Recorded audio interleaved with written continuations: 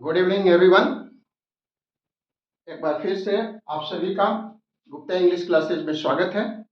और आज हम आपके साथ डिस्कस करेंगे एडजेक्टिव पार्ट 2। जितना कल हम लोग पढ़े थे उसका एक लेवल और, है ना, जितना हम लोग कल पढ़े थे उससे एक लेवल और आपको ले जाने की कोशिश करेंगे। और हम लोग एडजेक्टिव के और जो दूसरे कंसेप्ट है उसको भी आपको समझाने की मैं कोशिश करूंगा। ठीक है, आप लोग बहुत ध्यान से हमारे साथ बने रहें और वीडियो को अंत तक आप लोग देखते रहें। इसे बहुत ही बड़ा हम लोग का जानकारी मिलेगी। ठीक है, तो डिग्री ऑफ, आज हम पढ़े डिग्री ऑफ कंपैरिजन। ठीक है, डिग्री ऑफ कंपैरिजन क्या है, इसको मैं एक छोटे से उदाहरण से आपके सामने प्रस्तुत करने जा रहा हूं। मान लीजिए आजकल गर्मी का दिन है, हम लोग बाजार जाते हैं, बहुत मीठे मीठे आम लाते हैं, राइट। सभी लोग आम पसंद करते हैं। जैसे हम कहते हैं कि द मैंगो इज स्वीट। अरे भाई, मैंगो तो स्वीट है, लेकिन कितना स्वीट है इसके बारे में हमको अंदाजा नहीं है। तो इसको हम कैसे तुलना करेंगे दूसरे आमों के साथ, स्वीट, स्वीटर, स्वीटेस्ट, इसके बारे में हम लोग आज समझने की कोशिश करेंगे कि जो मीठा है वह कितना मीठा है, कितना इसका डिग्री आज हम लोग समझने की कोशिश करेंगे। ओके, तो हम लोग देखेंगे कि जो कल हमने पढ़ा था एडजेक्टिव ऑफ क्वालिटी, तो जो हमारा एडजेक्टिव ऑफ क्वालिटीज है, क्वालिटीज का जो है एडजेक्टिव ऑफ क्वालिटीज, उसके बारे में हम लोग पढ़ेंगे कि इसके कितने डिग्री हो सकते हैं, उसका कितना विस्तार हो सकता है। जैसे आम के उदाहरण में, आम मीठा है, फिर दूसरा आम उससे भी मीठा हो सकता है, और उससे भी कोई मीठा हो सकता है, और कोई ऐसा भी आम हो सकता है अल्फांजो या कोई और दूसरी प्रजाति की किस्म हो सकती है जो आपको बता सकता है वाह सबसे मीठा। ओके, तो इस कंसेप्ट को मैं आज आपके सामने प्रस्तुत करने जा रहा हूं, और इसके जो महत्वपूर्ण बिंदु हैं आपसे क्लियर करेंगे। इसके बाद हम कुछ इसके प्रश्न पर भी आएंगे। ओके, सबसे महत्वपूर्ण और पहली बात यह है कि adjective of quality, yes, adjective of qualities के बारे में हमने कल आपसे चर्चा कर ली है, और इसके बारे में हम लोग जान सकते हैं, कह सकते हैं कि इसके qualities have 3 degrees of comparison. इसके 3 डिग्री हैं, राइट। अब आप हमारे साथ बोलेंगे पॉजिटिव, कंपैरेटिव एंड सुपरलेटिव, है ना। हम लोग एग्जांपल से इसको समझने की कोशिश करेंगे। एक बार फिर से, पॉजिटिव, कंपैरेटिव और सुपरलेटिव, राइट, सुपरलेटिव डिग्री। तो इस तरह से 3 डिग्री है। कितने डिग्री हैं? 3 डिग्री है, राइट। अब एग्जांपल से हम लोग कुछ देखते हैं, जैसे टॉल, टॉलर, टॉलेस्ट, है ना, इजी, इजियर, इजिएस्ट। कोई मान लीजिए कि ये टॉल है, ठीक है, ठीक है, 3 हमारे पास लाइन है, 3 पेंसिल है, कुछ भी समझ लीजिए। एक मान लीजिए कि टॉल है, राइट, इससे ए ज्यादा टॉल है, ठीक है, तो इसको हम लोग टॉलर कहेंगे। और इससे ए जो है, इन दोनों में सबसे ज्यादा लंबा कौन है? ए है, ठीक है। तो ये हो गया टॉल, टॉलर और टॉलेस्ट। कोई सवाल आप बनाते हैं परीक्षा में तो कुछ प्रश्न बहुत ही आसान आते हैं, जिसको हम लोग कहते हैं the question is very easy. लेकिन कुछ ऐसे भी क्वेश्चन हो सकते हैं जो पहले वाले से और आसान हो, तो हम कहते हैं कि the question is more easier, ज्यादा इजियर है, उसके साथ इजियर है, ठीक है। तो और इसके साथ कुछ ऐसे भी प्रश्न हो सकते हैं जो बहुत ही, जितने प्रश्न है उसमें सबसे ज्यादा सरल है, तो उसको हम लोग कह सकते हैं द इजिएस्ट, है ना। तो इस तरह से इसका जो कंसेप्ट है, टॉल, टॉलर और टॉलेस्ट, इजी, इजियर, इजिएस्ट, इस तरह से हम और भी कुछ शब्द हैं उसका इसी तरह से हम लोग पॉजिटिव, कंपैरेटिव और सुपरलेटिव डिग्री बना सकते हैं। जैसे कि लॉन्ग है, longer, longest, short, shorter, shortest, high, higher, highest. इस तरह से हम इसके जो डिफरेंट जो डिग्रीज हैं उसको हम लोग समझने की कोशिश करेंगे, ठीक है। इसका जो दूसरा जो महत्वपूर्ण बिंदु है उसको हम लोग देखेंगे। नंबर 2 में है कि positive degree, positive degree is used when no comparison is made, है ना। Positive degree is used when no comparison is made. Positive degree में किसी के साथ कोई तुलना ही नहीं होती है। नो कंपेरिजन इज मेड, है ना। इसको हम लोग क्लियर करेंगे एक उदाहरण के द्वारा। यहाँ पर आपके सामने 2 सेंटेंस लिखे गए हैं, उसके द्वारा ही आप बिल्कुल स्पष्ट हो जाएगा कि यहाँ पर जो हमने 3 डिग्री देखा उसके किस किस रूप को हम लोगों को यहाँ पर इस्तेमाल करने की आवश्यकता है। This is an old man, ठीक है, बस एक आदमी है यहाँ पर और किसी से हम उसकी कोई तुलना ही नहीं कर रहे हैं। ऐसी स्थिति में यहाँ पर ओल्ड जो है आपका पॉजिटिव डिग्री में है। इसके जो 3 डिग्री है उसका जो फर्स्ट फॉर्म है वह आपका ओल्ड है। ओल्ड, ओल्डर, ओल्डेस्ट, है ना। तो इस तरह से हम लोग जानेंगे। और यहाँ पर पॉजिटिव डिग्री में उसका जो फर्स्ट फॉर्म है, उसका जो प्रथम डिग्री है उसका इस्तेमाल करते हैं और इसमें किसी के साथ कोई तुलना नहीं किया जाता है, बस सिंगल होता है। This is an old man. Okay, एक और सेंटेंस हम लोग लेते हैं। सोनी इज टॉल गर्ल, है ना। सोनी कैसी लड़की है भाई? टॉल गर्ल है, लंबी है ना, उसकी ऊंचाई अधिक है, टॉल है, टॉल गर्ल है। तो इस तरह से पॉजिटिव डिग्री में हम लोगों ने देखा कि इसमें किसी के साथ कोई तुलना नहीं होती है, ठीक है। उदाहरण सब स्पष्ट हो गया। नंबर 3 जो है आपको बतलाता है जिसे कि comparative degree is use to compare two things और two groups of things. This, है ना, यह जो है 2 वस्तुओं के बीच में तुलना हो सकता है और उसके जो 2 ग्रुप हैं, जो 2 ग्रुप्स हैं उनके बीच में भी इसकी तुलना की जा सकती है। ओके, तो comparative degree use to compare two things और टू ग्रुप ऑफ थिंग्स। इसको हम लोग उदाहरण से समझने की कोशिश करते हैं। ओके, दिस मैन, ठीक है, आपके सामने एक उदाहरण है। This man is older. इसके फॉर्म को देखिए, दिस मैन इज ओल्डर। वह पहले वाला जो आदमी है वह ओल्ड था, यह इससे ज्यादा मैच्योरिटी रखता है और उससे ज्यादा ओल्डर है। ओके, तो ज्यादा ओल्डर है। This man is older than the other, ठीक है। आपने यहां पर देखा इसमें ई आर लगा करके या और भी इसके दूसरे मोर लगा करके भी हम कंपैरेटिव डिग्री बनाते हैं, है ना। उसके बारे में हम और आगे चर्चा करेंगे। तो दिस मैन इज ओल्डर और एक यहाँ पर एक और चीज लगा हुआ है, इसको भी हम लोगों को मार्क करने की आवश्यकता है। क्या है? Than, older than the other. Okay, this man is older than the other, ठीक है। तो इस तरह से यहाँ पर कंपैरेटिव डिग्री का प्रयोग किया जाता है और उसके दूसरे फॉर्म जो कंपैरेटिव फॉर्म है उसका इस्तेमाल किया गया है। यहाँ पर देन का प्रयोग करना है, ठीक है। जब 2 व्यक्तियों के बीच में तुलना करनी है तो वैसी स्थिति में वहां आपको देन लगाना है। लेकिन कभी कभी देन के बदले में हम कुछ दूसरे जो वर्ड्स है उसका भी इस्तेमाल करते हैं, जो कि हम आगे आपको क्लियर करेंगे। जैसे कि वहां पर हम लोग टू लगाते हैं, ठीक है। इसके बाद है चौथी महत्वपूर्ण बात है और इसको आप लोग ध्यान से समझने की कोशिश करेंगे और इसके जितने फॉर्म हैं आपको बार बार अपनी कॉपी पर लिखकर बिल्कुल इसका बार बार अभ्यास करने की आवश्यकता है।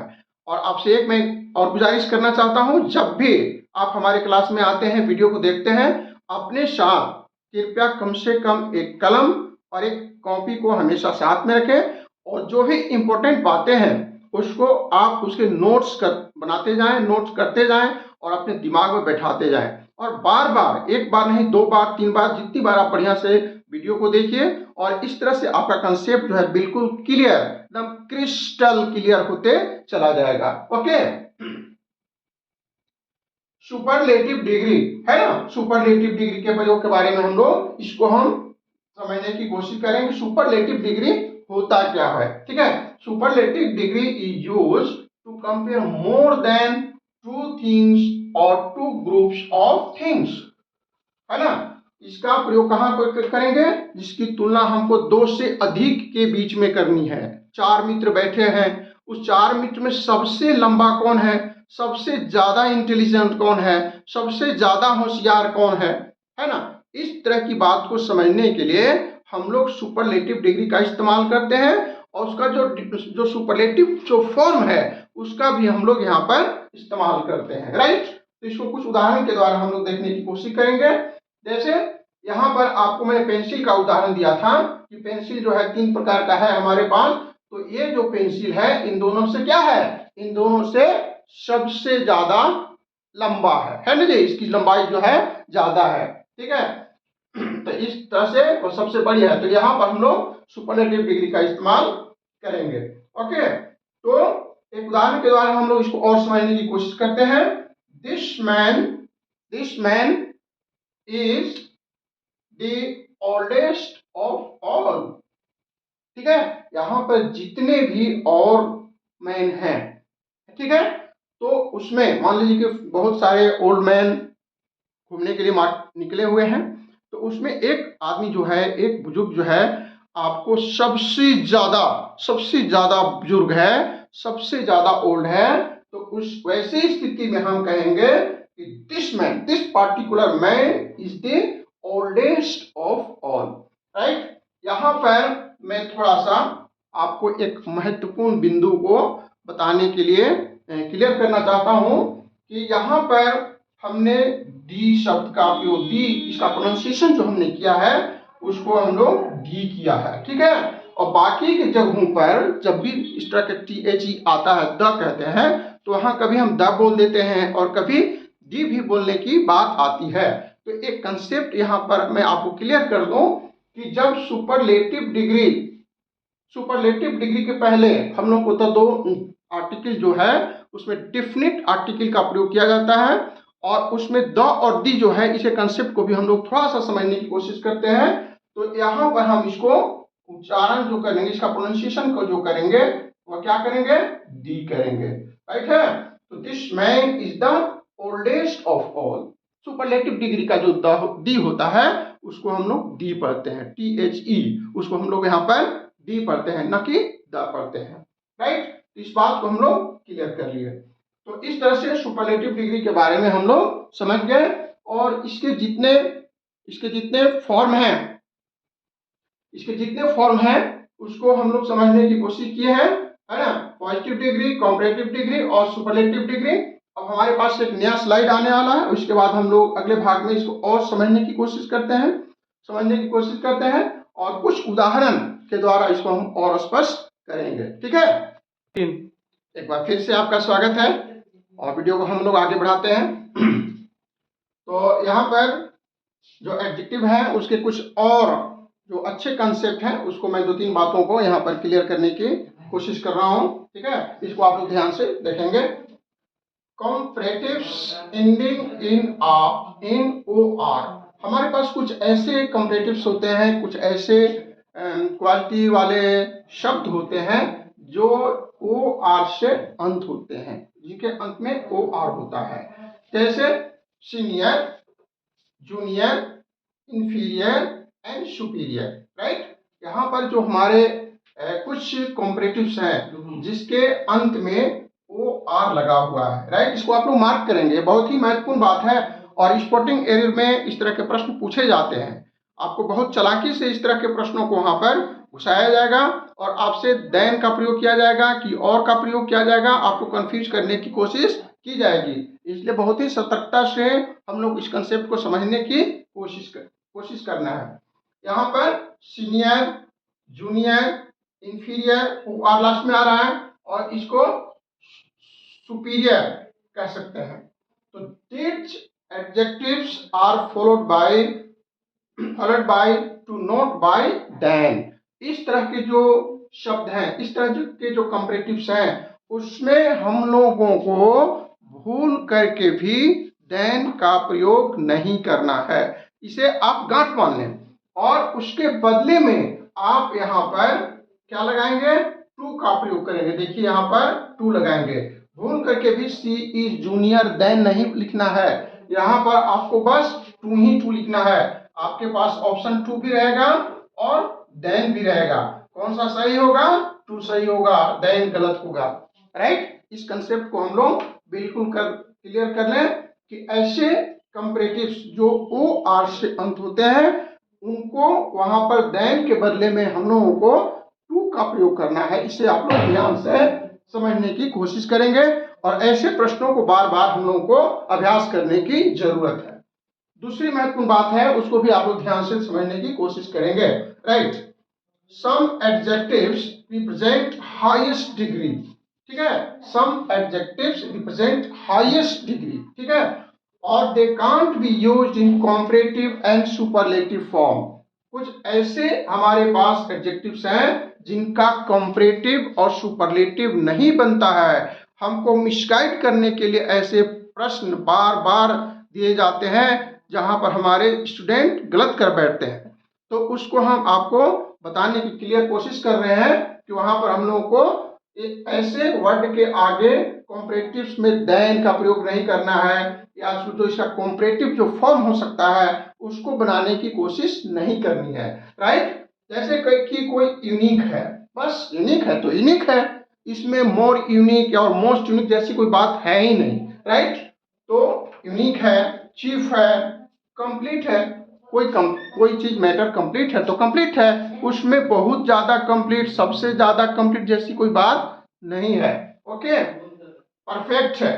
ठीक है, कोई भी आदमी पूर्ण है, कोई भी मैटर अपने आप में अगर पूर्ण होता है तो बस पूर्ण है, उसमें कहीं से इसमें कंपैरेटिव और सुपरलेटिव हम लोगों को बनाने का चक्कर नहीं करना है। ठीक है, इस तरह से फुल, ठीक है, और आइडियल, इंटायर। ठीक है, तो इस तरह से हमने कुछ ऐसे शब्दों को देखा, हमने देखा जो बिल्कुल अपनी पूर्णता लिए हुए होते हैं। जैसे कोई सर्कुलर है, टेबल इज सर्कुलर, सर्कुलर है तो टेबल इज सर्कुलर, बस गोल है तो गोल है, राउंड है तो राउंड है, और उसमें कहीं से इसका कॉम्परेटिव और सुपरलेटिव की कहीं कोई गुंजाइश नहीं है। यूनिक, चीफ, कंप्लीट, परफेक्ट, है ना, इस तरह से हो गया। अब इसको कुछ उदाहरण से हम लोग एक और पॉइंट को स्पष्ट करने की कोशिश करते हैं। एक पॉइंट और है इसमें, इसको हम लोग ध्यान से समझेंगे। कभी कभी ऐसा होता है कि एक उदाहरण से थोड़ा सा इसको समझने की कोशिश। Ram is more brave than prudent. ठीक है, यहाँ पर ब्रेव देन, कायदे से यहाँ पर ब्रेव का क्या होना चाहिए, ब्रेवर होना चाहिए। देन जब लगा हुआ है तो हम यही न करेंगे कि ब्रेव के बदले में हम ब्रेवर लगाएंगे। लेकिन यहाँ पर हमको एक पॉइंट आपको क्लियर कर दें कि जब किसी व्यक्ति के, एक ही व्यक्ति के दो गुणों की तुलना करनी हो, राइट, जब किसी व्यक्ति के, एक ही व्यक्ति के दो गुणों को हम लोग को वर्णन करना है, डिस्क्राइब करना है, वैसी स्थिति में हम लोग को इस तरह का लिखना है कि मोर ब्रेव, ब्रेवर नहीं करना है। ठीक है, than product, not braver, braver नहीं करना है भाई, यहाँ पर आपको मोर ब्रेव से काम चलाना है। ठीक है, तो इस तरह से आपको Ram is more brave than prudent, no braver, describing two qualities of the same man. ठीक है, तो इस तरह से हम लोग यहाँ पर इस गलती को नहीं करेंगे। तो इस तरह से हम लोग का एडजेक्टिव का जो दूसरा भाग है आज क्लियर होता है।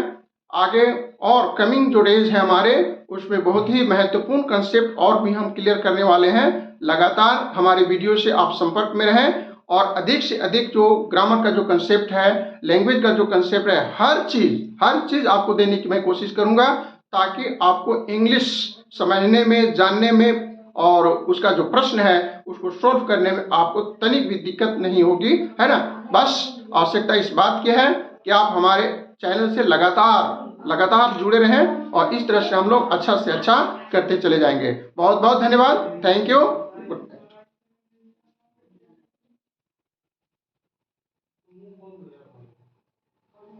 बंद करो।